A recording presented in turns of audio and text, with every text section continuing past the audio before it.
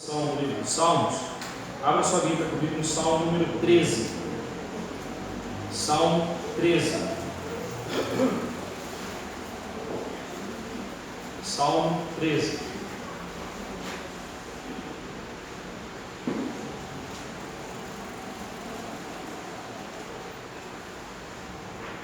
Agora, no momento de oração, você e Deus, ore ao Senhor nesse instante. Peça a Ele para falar ao seu coração através da leitura da palavra e da exposição da mesma. Peça a Deus para falar ao seu coração nesse instante. Ó Deus e Pai, o Senhor sabe das limitações que temos. A limitação na comunicação. O que a Tua palavra diz, o que eu preciso dizer, o que os meus irmãos precisam entender, o que de fato eles entendem, o que de fato eu consigo dizer da Tua palavra. Ó Deus, são tantas barreiras, são tantas dificuldades, que somente o Teu Santo Espírito pode nos dar essa direção, somente o Teu Santo Espírito pode nos ajudar nesse instante. Por esta razão, Pai, eu quero pedir ao Senhor que fale ao nosso coração, desvende, ó Deus, os nossos olhos, para entendermos Tua palavra, para crermos e praticarmos. Assim oramos em nome de Cristo Jesus, nosso Senhor e nosso Salvador. Amém. Diz assim a palavra de Deus, ao mestre de canto, Salmo de Davi. Até quando, Senhor, esquecer-te-ás de mim para sempre? Até quando ocultarás de mim o rosto? Até quando estarei eu relutando dentro de minha alma, com tristeza no coração, cada dia? Até quando se erguerá contra mim o meu inimigo? Atenta para mim, responde-me, Deus meu, ilumina-me os olhos, para que eu não durma o sono da morte, para que não diga o meu inimigo, prevaleci contra ele, e não se regozijem os meus adversários, vindo eu a vacilar. No tocante a mim, confio na Tua graça, regozije-se o meu coração, na Tua salvação, cantarei ao Senhor, porquanto me tem feito muito bem. Ninguém gosta de sofrer. Sofrimento não é algo bem-vindo para nós. Nós temos dificuldade em lidar com o sofrimento, seja ele qual for. Mas a palavra de Deus, ela está repleta de textos que nos mostram que o sofrimento não somente faz parte da vida do crente, e eu até diria que faz parte mais da vida do crente do que da vida do ímpio. O crente sofre mais do que o ímpio. A Bíblia não só está repleta de textos assim, mas como também ela nos diz que Deus tem propósitos maravilhosos para nós, em todas as situações de sofrimento que nós passamos.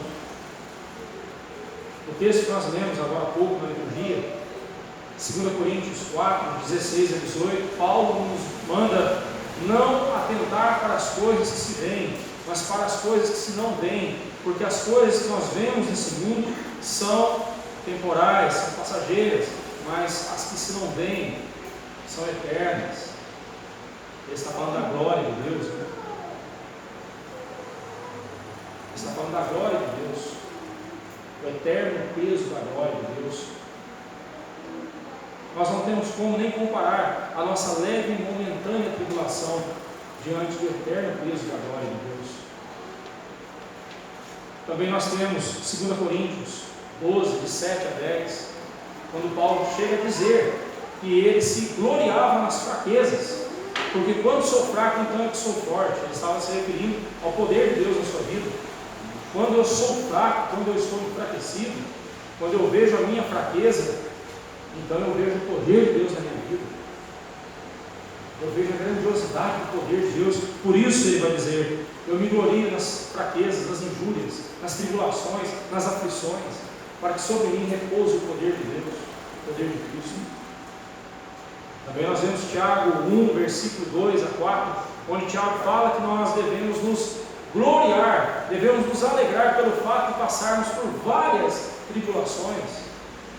Porque a provação, a tribulação, ela tem um propósito didático em nossa vida, mas não só um propósito didático, também um propósito de aperfeiçoar o nosso caráter, para ficarmos cada vez mais parecidos com Cristo Jesus.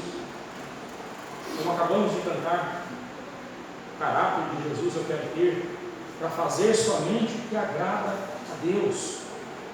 Convenhamos, irmãos, o sofrimento é um instrumento tanto que Deus usa na nossa vida, para lapidar-nos, para transformar-nos. Neste salmo que Davi escreve, Salmo 13, tudo indica que a situação, a circunstância que o levou a escrever esse salmo é quase a mesma de sempre. Saul perseguindo Davi, ou Absalão, seu filho, perseguindo. Geralmente essa circunstância na vida de Davi serviu para produzir vários salmos. Eu creio que o Salmo 13 é um desses, em que ele fala sobre o ataque de Saul vindo ao seu percalço e o atacando, e ele então clama ao Senhor: até quando, Senhor? Até quando isso vai continuar na minha vida? Esse salmo, ele nos ensina sobre os propósitos de Deus com as nossas tribulações. Eu quero tomar isso como título para a nossa meditação: os propósitos de Deus com as nossas tribulações. O que Deus quer para nós? Ou o que Deus quer fazer em nós quando nós passamos por tribulação?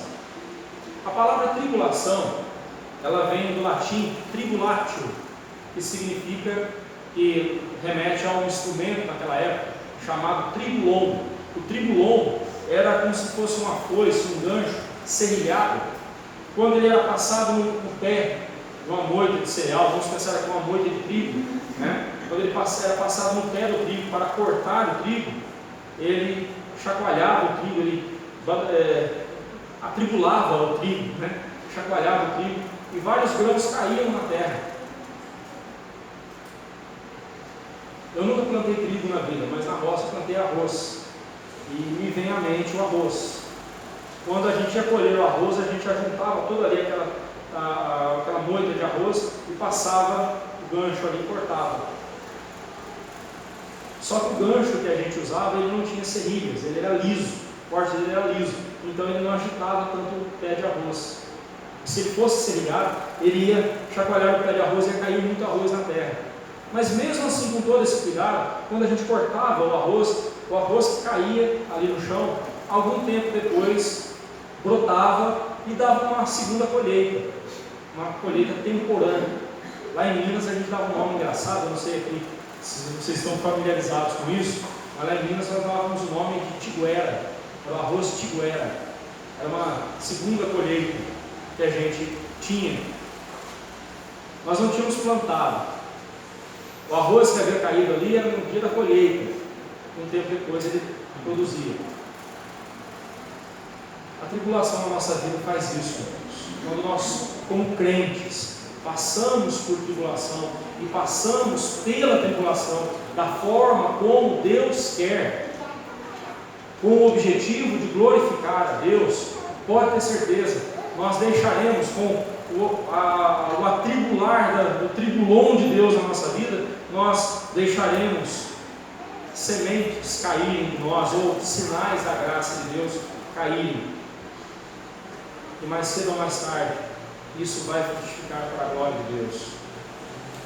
O testemunho que nós damos quando estamos passando por uma tribulação, a forma como nós enfrentamos a tribulação, se nós a enfrentamos focados em Deus, para a glória de Deus, podemos ter certeza que o testemunho que dermos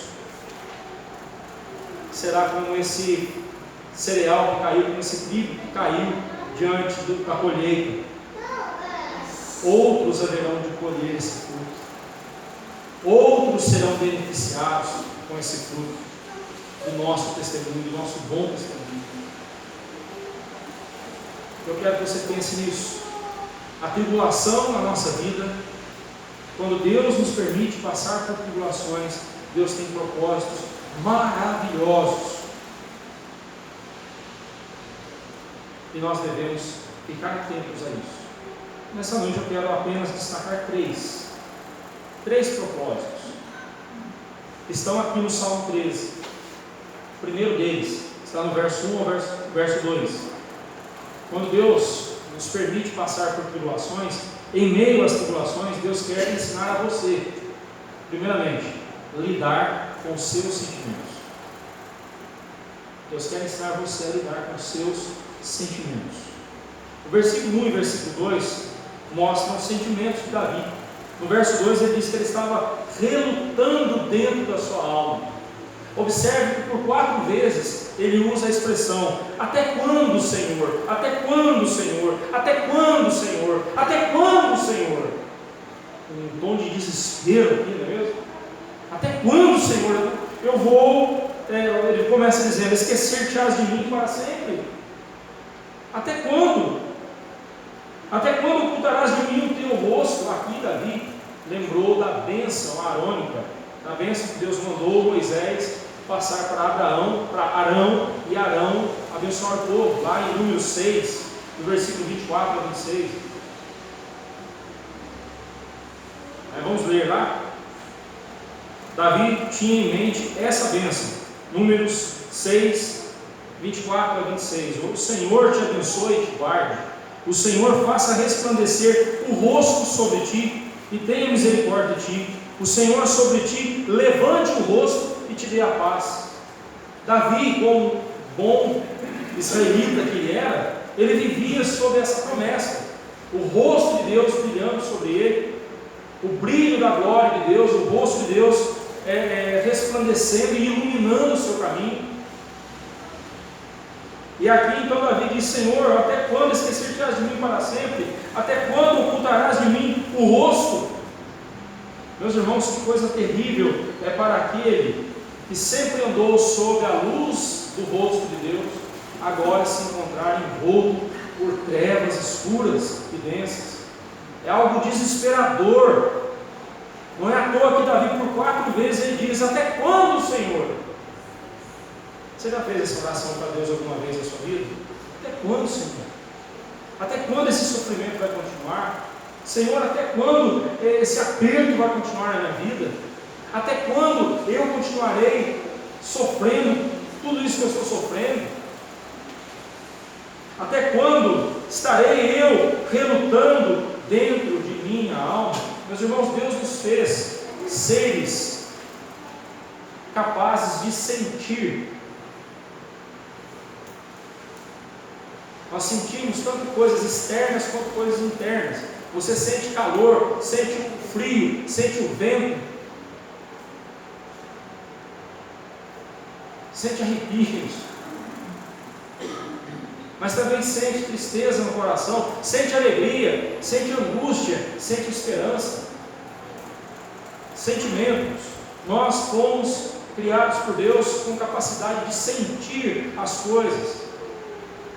O problema não é ter sentimentos, o problema é ser guiado pelos sentimentos. Esse é o problema.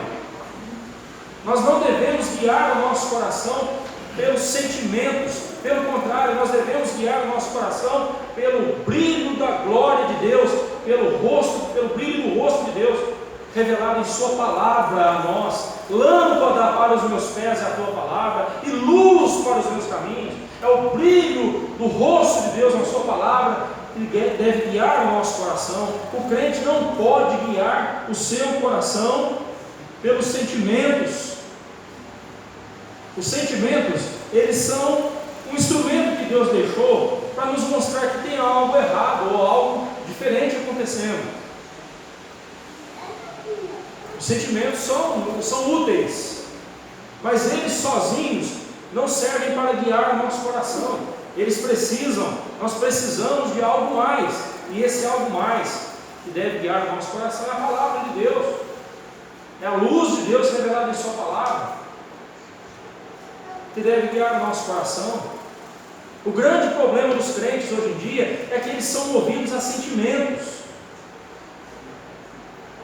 Eu não sei Eu confesso que eu tenho até vontade de perguntar, mas na mesma hora eu não quero, para não me decepcionar ainda mais.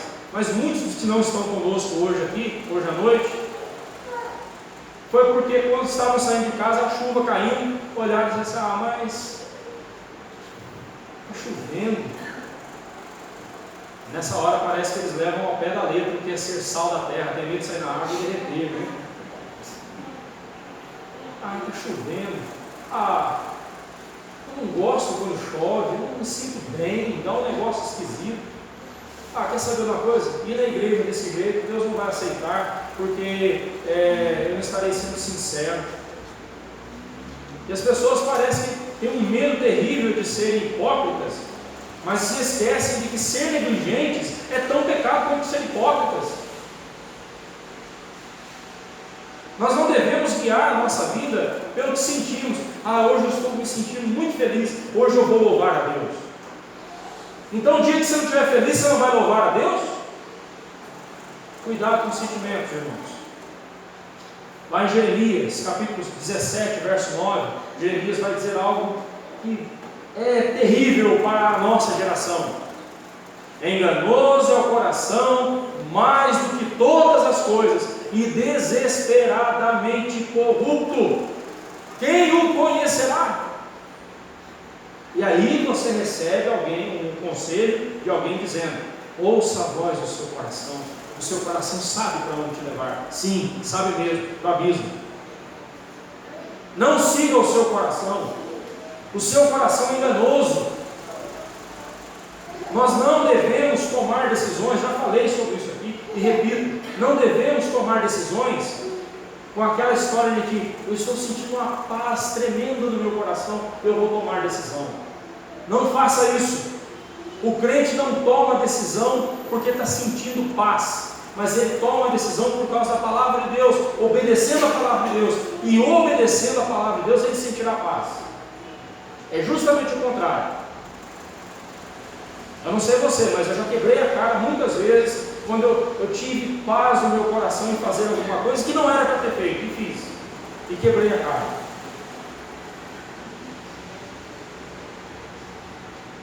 Sabe por quê? Porque quando a gente faz o que a gente gosta, a gente fica em paz. Agora, quer ver você não ficar em paz consigo mesmo? É quando alguém te obriga a fazer uma coisa. É ou não é? Mas quando você pega a palavra de Deus, a palavra de Deus diz: faça isso, mas eu quero fazer isso. Pronto, começa a briga. Não siga o seu coração. O seu coração é burro o suficiente para colocar você num abismo. É enganoso. Ele é cheio de engano, cheio de mentira. Isso é o coração do homem. Pastor, mas esse é o coração do ímpio. O coração do crente tem Jesus. Sim, é verdade. Mas o chamado de Deus para nós é para que dia a dia nós deixemos a nossa vontade e façamos a vontade de Deus. Irmãos, cuidado, tome cuidado com o coração, ele é enganoso, não guie a sua vida por sentimentos. Os nossos sentimentos não são bons guias para nós. Somente a palavra de Deus é perfeita. Tome cuidado com os seus sentimentos. Esteja o tempo todo avaliando os seus sentimentos à luz da palavra de Deus. Avalie. O crente maduro é aquele que sabe avaliar o seu coração à luz da palavra de Deus. O que a Bíblia está dizendo e o que eu estou sentindo. O que eu estou sentindo não está contrariando o que a Bíblia diz? Não. Então, ótimo. Mas o que eu estou sentindo é contrário ao que a Bíblia diz, então eu tenho que deixar o mais rápido possível. Cuidado com os seus sentimentos. Mas a partir do momento que os seus sentimentos estiverem impondo a você a sua vontade e não a vontade de Deus, então você sabe que você está laborando em pecado. E em pecado jamais você será feliz. Você só vai aumentar os sofrimentos do seu vida.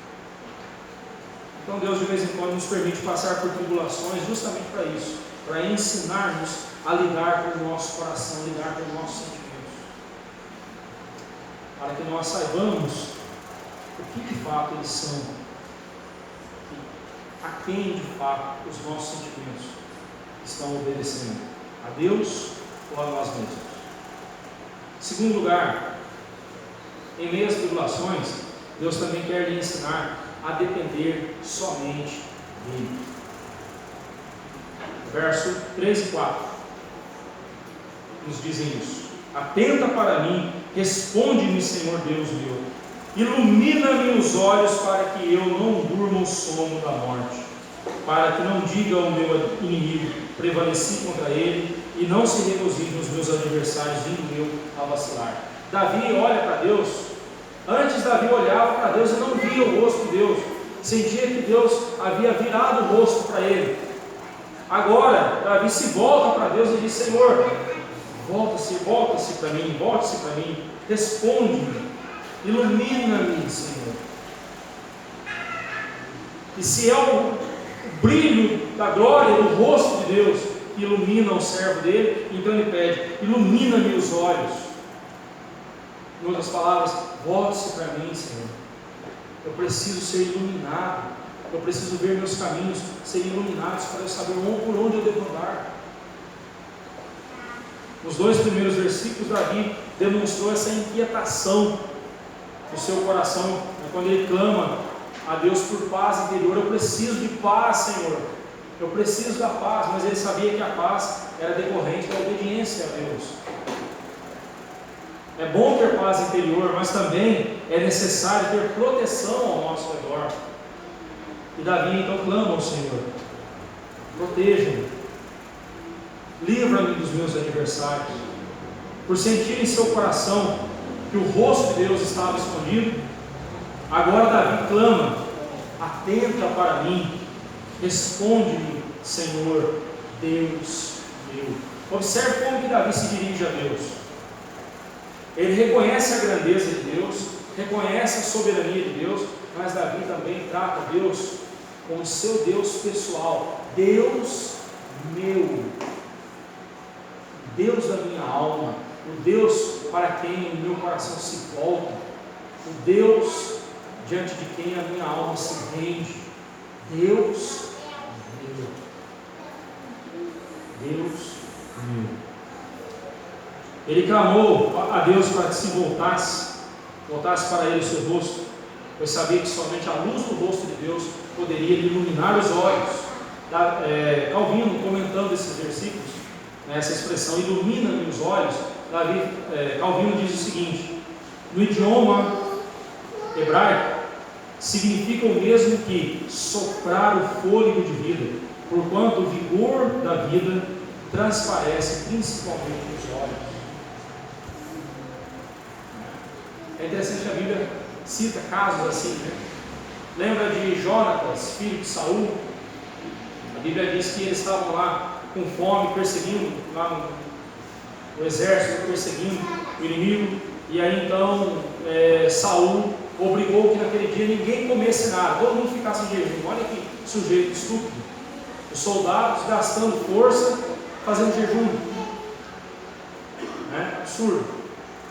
Mas aí Jonatas não sabia disso, ele foi e tomou lá, viu um favo de mel, tomou, comeu o favo de mel, e a Bíblia diz que os olhos dele brilharam, o vigor voltou. É essa a ideia aqui.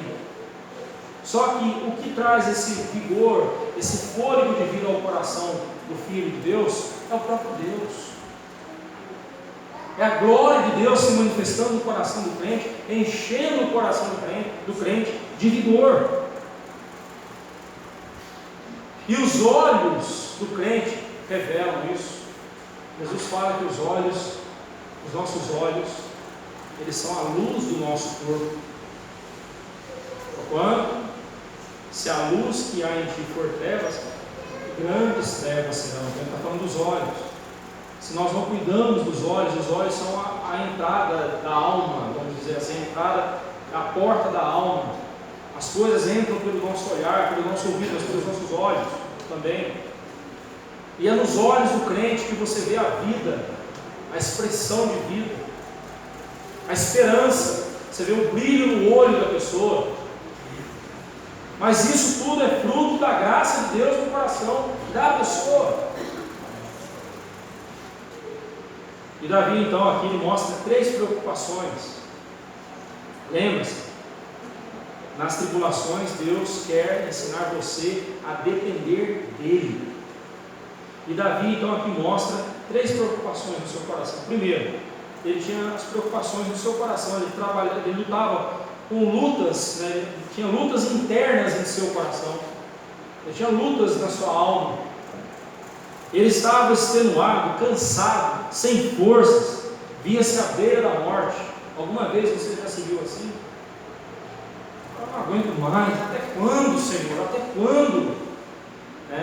Davi estava extenuado, cansado, e ele temia fracassar e servir de motejo e de zombaria para o nome de Deus. Ele tinha medo disso. E a segunda preocupação de Davi aqui era com o trono de Israel, com o reino. Ele foi escolhido por Deus para ser rei de Israel, mas agora, se ele viesse a cair, ele levaria todo o reino consigo. Nós, liderança, sabemos muito bem o que é isso. E como pesa nos nossos ombros, irmãos, a responsabilidade, pois se fracassarmos, nós levamos uma igreja junto com a gente, uma família junto com a gente. Um pastor que fracassa, um presbítero que fracassa, ele puxa consigo a igreja sente junto. Um pai de família que fracassa, a família sofre, vai junto. A posição de um líder, você precisa cobri-los de oração. E aqui eu peço a vocês, orem por mim sempre, orem pelos nossos presbíteros, orem pelos nossos diáconos, para que Deus, acima de tudo, abra os nossos olhos para vermos a responsabilidade que pesa sobre nós. Professores de escola dominical, se uma professora ou um professor fracassa, os seus alunos vão sentir também. E mesmo que você não tenha um cargo de liderança, se você é exemplo para alguém, se alguém toma você como exemplo, quando você falha, essa pessoa sofre junto com você, sofre as consequências. Por isso, na vida cristã, na vida em comunidade, uma coisa que não pode fazer parte do nosso vocabulário é: eu mando na minha vida, ninguém tem nada com isso. Esse é o tipo de filosofia demoníaca que não deve fazer parte da vida do crente, porque aqui, meus irmãos, se você sofre, eu também sofro, se eu caio, você também sente. Na vida cristã, um pecado que eu cometo escondido, eu trago problema para a igreja, sim.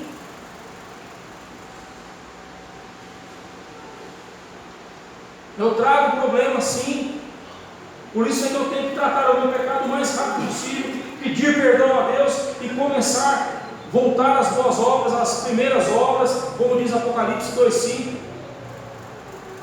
Isso é muito sério. Igreja não é clube. Aqui, se fosse um clube você pode fazer o que você quiser, mas na igreja não é assim. A sua irresponsabilidade pesa também na igreja. Crentes que não têm compromisso com a obra do Senhor atravancam uma igreja.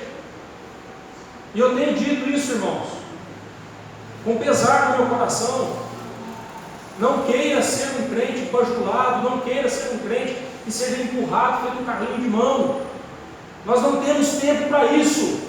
Uma coisa é você passar por sofrimento, e conte conosco, estaremos sofrendo com você e passando com você pela luta. Mas por favor, não venha com esse comportamento de: eu fui na igreja, ninguém sequer conversou comigo, ninguém sequer deu boa noite para mim. Eu pergunto: para quantas pessoas você deu boa noite? Para quantas pessoas você estendeu a sua mão e deu um abraço? Por favor, aqui não é lugar para ficarmos com esses milindres. Mas antigamente era assim, agora é assim. Irmãos, vamos em frente. Há uma cidade inteira a ser evangelizada. Existem vidas precisando ouvir o Evangelho, e nós ficamos aqui com essas manhas. Está errado, irmãos. Agora, se você estiver passando por sofrimento, conte conosco. E pode ter certeza, pode ser que numa festinha que você der, eu não vou. Pode ser. Mas quando você estiver passando por um sofrimento, eu vou estar lá com você. Vou fazer de tudo para estar lá com você. Sabe por quê? Porque entre alegrar-se com os que se alegram e chorar com os que choram, eu prefiro chorar com os que choram. Eu vou estar lá com você. Mas por favor, ore pela liderança da sua vida. Ore por mim. Porque quando eu estiver sofrendo, eu vou precisar de você. Quando eu estiver alegre, eu vou compartilhar com você minha alegria também, não tenho dúvida disso. Mas nós precisamos sentir mais as dores uns dos outros. Festa é fácil para a gente estar lá. É na dor que a gente precisa estar presente. Nós precisamos estar presentes, tanto quanto nos for possível, na dor dos nossos irmãos. Outra preocupação que Davi tinha era com a glória de Deus, e essa aqui é a mais importante. Davi sabia que se ele caísse, o nome de Deus seria achincalhado, o nome de Deus seria insultado. E Davi então clama ao Senhor para que ele ilumine os olhos, para que ele não venha a vacilar.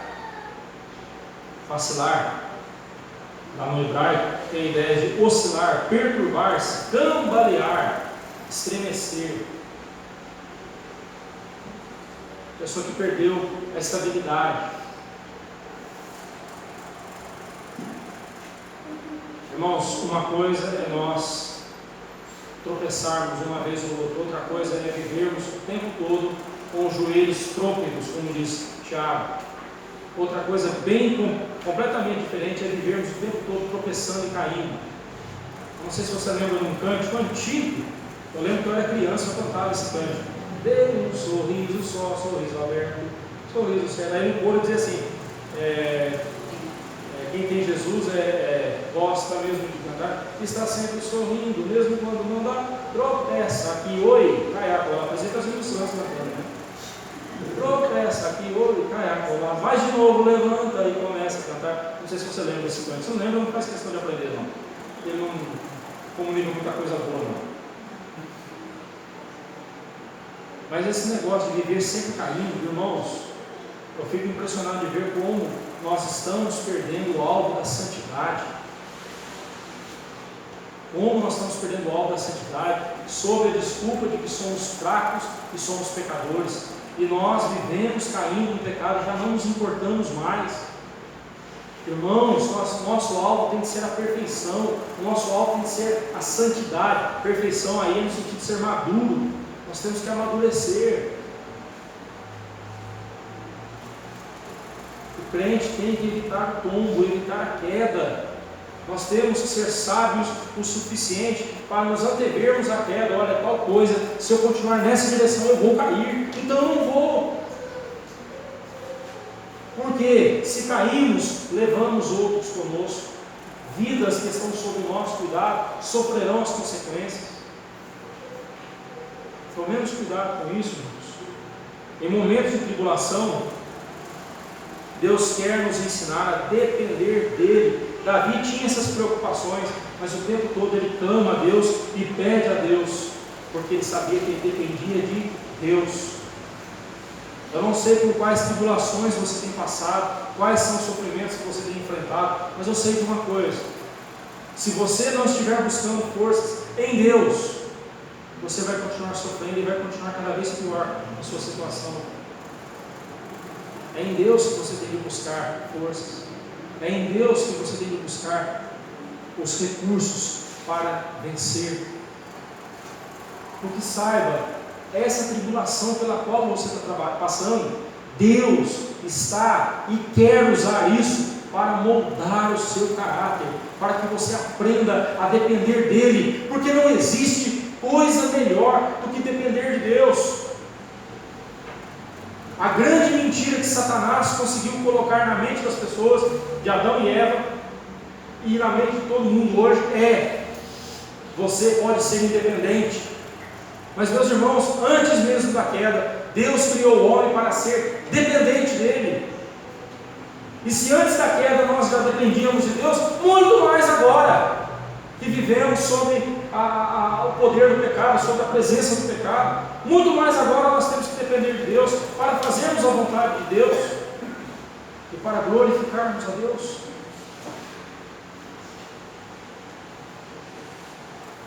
Davi estava preocupado consigo mesmo, preocupado com o reino de Israel e preocupado com a glória de Deus. Ele sabia que para tudo isso ele dependia total e exclusivamente de Deus. Eu não sei quais são as responsabilidades que pesam sobre os seus ombros, meu irmão, minha irmã, mas eu sei de uma coisa: nenhuma delas você conseguirá cumprir se você não depender de Deus. E se você conseguiu cumprir alguma coisa até aqui, foi porque Deus o abençoou. Reconheça Deus em seus caminhos, dependa do Senhor. E eu lhe pergunto: você quer honrar a Deus na sua vida? Você realmente está preocupado com a glória de Deus? Eu quero glorificar, eu quero honrar a Deus. Você realmente se preocupa com isso? Ou você está preocupado em apenas resolver mais um problema na sua vida e ficar livre desse problema? Nós precisamos nos concentrar na glória de Deus. Mas aí, quando a gente vê o tamanho da responsabilidade que pesa sobre os nossos ombros, a melhor coisa que a gente pode fazer é, como Paulo fez em 2 Coríntios 12, 9 a 10, mostrar-nos fracos, para que sobre nós repouse o poder de Cristo. Lembre-se, Jesus disse: sem mim nada podeis fazer. Nós precisamos de Deus para fazer a vontade de Deus. Por fim, irmãos, em meio às tribulações, Deus quer ensinar a você confiar exultante na sua graça. Versos 5 e 6 ele diz: no tocante a mim, confio na tua graça, regozije-se o meu coração na tua salvação. Cantarei ao Senhor, porquanto me tem feito muito bem. A forma como Davi começou este salmo e a forma como ele termina este salmo, nós poderíamos dar uma frase para descrever do começo ao fim desse salmo. Uma frase que resume esse salmo: a fé triunfa sobre o medo. Davi começa com medo, busca o Senhor, confia no Senhor, e agora ele termina o salmo louvando a Deus, bendizendo a Deus, triunfante. A fé que triunfa sobre o medo. E aqui nós vemos Davi confiando exultantemente na presença de Deus, confiando em Deus e exultando na graça de Deus. Esses versos finais. Em Deus Davi punha a sua esperança, e por isso mesmo ele diz: regozije-se no meu coração na tua salvação.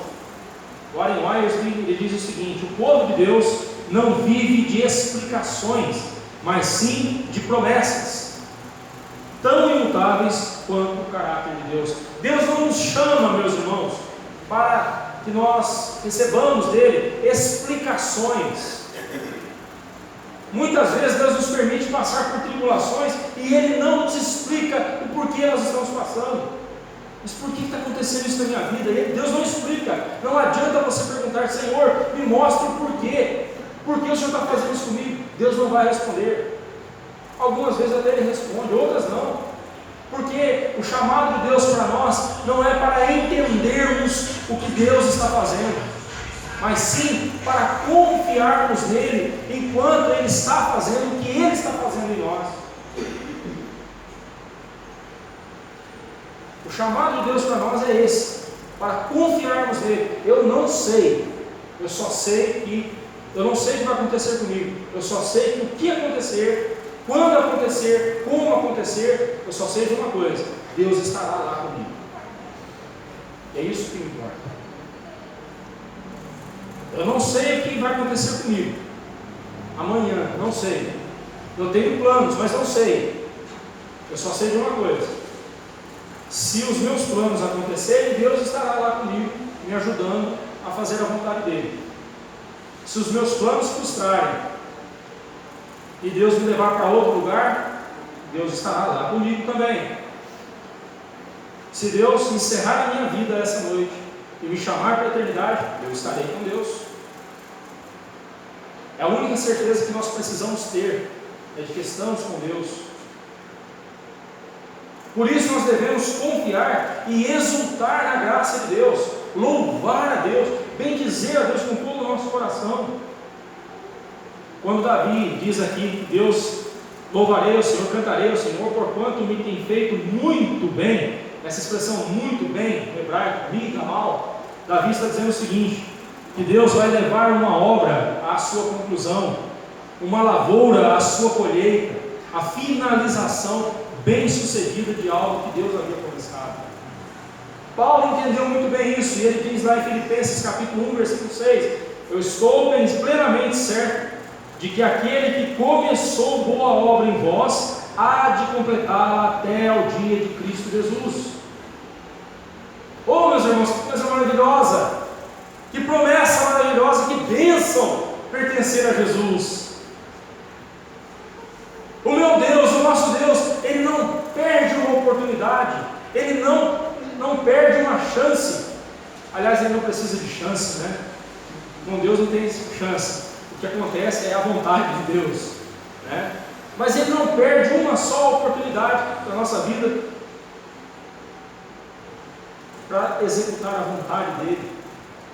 O que Ele começou em nós, a boa obra que Ele começou em nós, Ele vai completar até o dia de Cristo Jesus.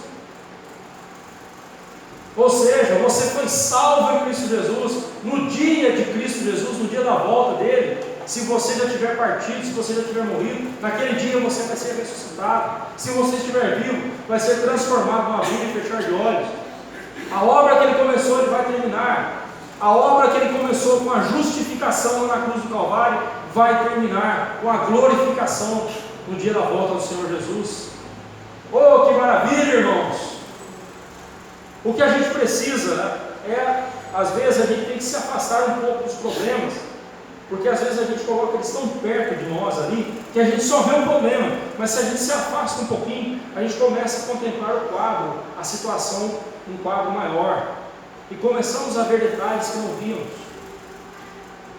que não estávamos vendo, e aí começamos a ver o que Deus realmente está fazendo.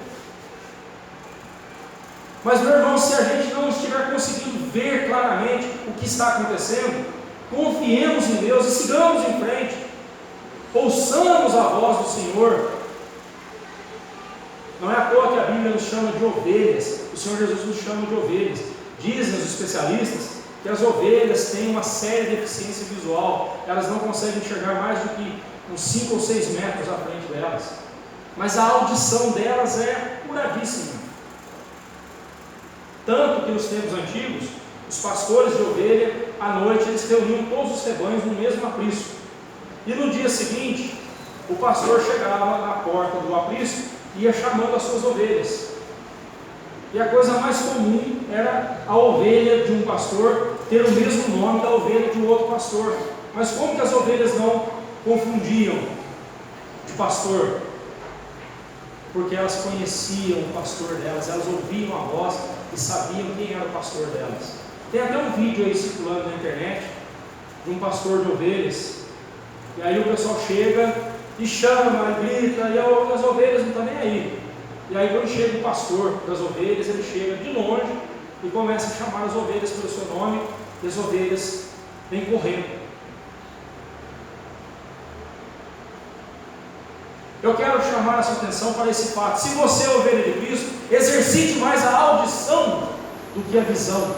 Em outras palavras, não ande correndo atrás de milagres. Eu preciso ver para crer, eu preciso ver maravilhas acontecer. Não! Não faça isso. Exercite a audição. Exercite ouvir a voz de Cristo na sua palavra. Exercite ouvir a voz de Cristo. Estamos fazendo a nossa jornada bíblica, ler a Bíblia durante um ano. Eu não sei em que ponto você está, mas hoje você já deveria estar no capítulo 20, 21 e 22 de 1 Samuel.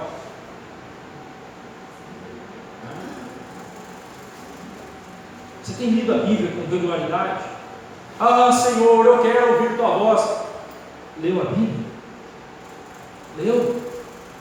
Não, eu vou entrar no quarto, eu vou orar, eu vou ouvir a voz de Deus. Se você não tem contato com a palavra de Deus, você não vai ouvir a voz de Deus coisa nenhuma. Ah, pastor, mas Deus fala ao coração. Ele fala ao coração daquele que estuda a sua palavra, daquele que conhece a sua voz.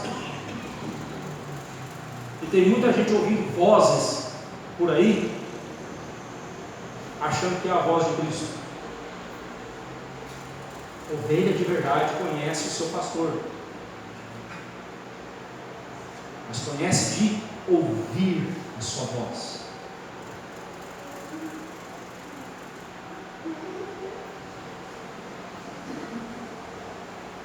Quero chamar a sua atenção para o fato de que entre o verso 1 e o verso 6, o que é que mudou nas circunstâncias para que Davi saísse da lamentação para o louvor? Lembra que eu falei? Você lembra? Ele começa o salmo com tristeza, com pesar, com angústia, e termina o salmo louvando e bendizendo e glorificando a Deus. O que mudou nas circunstâncias de Davi para que ele saísse da angústia para o louvor?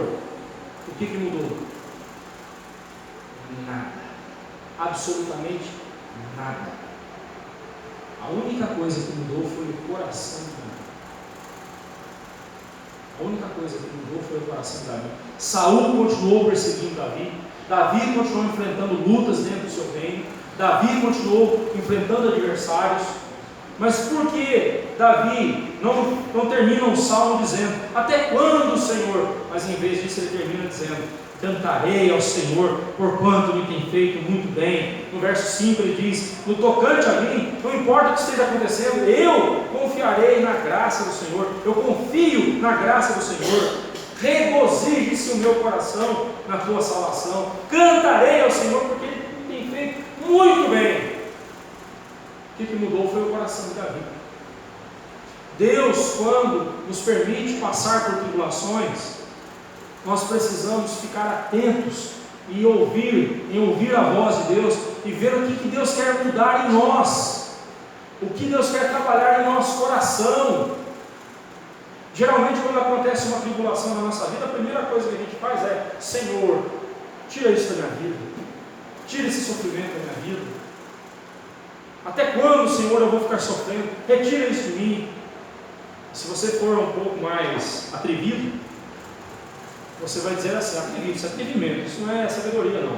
Você vai dizer: eu rejeito em nome de Jesus, eu decreto em nome de Jesus, eu ordeno em nome de Jesus que isso saia da minha vida agora. Isso para mim é atrevimento com burrice. Se ler um pouquinho mais a Bíblia, vai ver que isso é uma burrice sem tamanho. Quem sou eu para decretar alguma coisa? Você é zombar de Deus.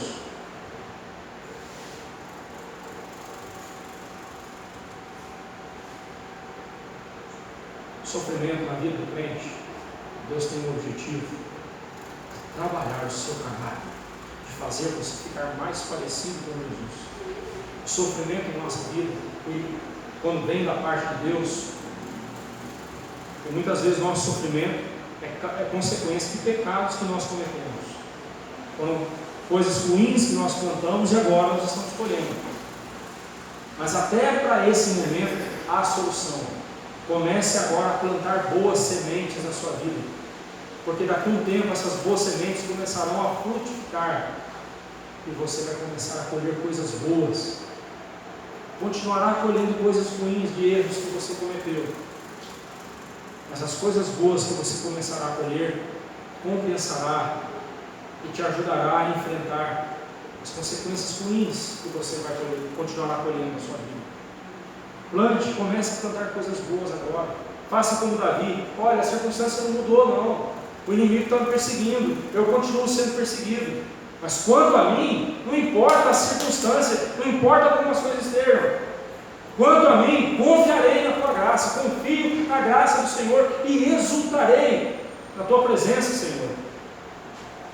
Meu coração vai se regozijar com a tua salvação, na tua salvação. Faça como Davi. Não espere Deus mudar as circunstâncias, porque possivelmente Deus não vai mudar as circunstâncias da sua vida. Porque o objetivo de Deus não é mudar as circunstâncias, o objetivo de Deus é mudar o seu coração. Pastor, eu quero pedir a Deus para mudar o coração do meu marido. Eu já cansei de ler isso. Meu marido, ele não sei o que, ele tal coisa e tal. O dia que Deus mudar o coração do meu marido, pastor, o meu lar vai ser uma bênção. Aí eu pergunto, então ele não é uma bênção hoje com a sua presença? Você dizendo que você é crente, você diz que seu marido precisa ser transformado, é porque você acha que você é crente. E você como crente, seu lar não é uma bênção hoje? Só leva um susto, né? O problema nosso é que a gente quer mudar as coisas e as pessoas ao nosso redor, porque mudar aqui dentro dá muito trabalho. Mudar aqui dentro dá muito trabalho, incomoda muito. Mexer com a zona de conforto do nosso coração incomoda muito. Então é mais fácil ficar apontando o erro dos outros e mudar os erros dos outros, se é que eu vou mudar alguma coisa. Mas preste atenção, Deus não vai mudar circunstância nenhuma na sua vida, enquanto não mudar o seu coração. Seja qual for a situação de tribulação que você estiver passando, clame ao Senhor para que trabalhe o seu coração e faça você mais parecido com o Senhor Jesus, conforme nós vemos em Romanos 8, 28 e 29. Concluindo essa mensagem, irmãos, voltando lá para o começo da nossa mensagem, quando eu falei sobre aquele instrumento chamado tribulon, que ao ser passado no pé do trigo, ele agitava o trigo e vários grãos caíam sobre a terra, e esses grãos depois produziam frutos, produziam uma colheita temporânea. Eu quero perguntar para você, as tribulações que você tem passado, você tem deixado sinais da graça de Deus caírem em sua vida, para que outros vejam o seu bom testemunho e glorifiquem a Deus? O sofrimento que você está passando, a dificuldade que você está passando, a angústia que você está enfrentando, sei lá, seja qual for, as pessoas têm olhado para você e visto a graça de Deus sustentando a sua vida? Ou as pessoas olham para você e sentem dó de você? Tadinho dele, tadinho dela. Ou as pessoas olham para você e dizem assim: puxa vida, que exemplo de vida. O que essa pessoa está passando, o que esse irmão, essa irmã está passando, não é brincadeira, é coisa terrível. A dor que ele está enfrentando é terrível, a dor que ela está enfrentando é insuportável. Mas o tempo todo ele está glorificando a Deus. Deus tem sido visto na vida dele, sustentando essa pessoa na sua fraqueza, na sua dor. Não estou falando aqui de você ficar cantarolando, né? Está sofrendo, estou feliz, não é isso, não. Eu estou falando de você, toda vez que alguém chegar para você e perguntar, e aí? Você dizer, eu estou firme na graça do Senhor. Um dia de cada vez, Deus tem me derramado a graça dele e tem me sustentado maravilhosamente. Não tem sido fácil. Aí a pessoa vai dizer assim: rapaz, eu conhecia a fulana antes disso. Era uma mulher complicada. Era um rapaz complicado. E olha como que Deus está transformando a vida dele. Olha como Deus está transformando a vida dela. Que exemplo de vida. Que Deus nos dê a graça de não desperdiçarmos nossa dor. Que Deus nos dê a graça de não desperdiçarmos a tribulação na nossa vida. Mas que em cada chacoalhão que a tribulação nos der, as sementes que cairão de nós serão sementes da graça de Deus, para que quando elas germinarem e frutificarem, Deus seja louvado e engrandecido em nossas vidas. Amém.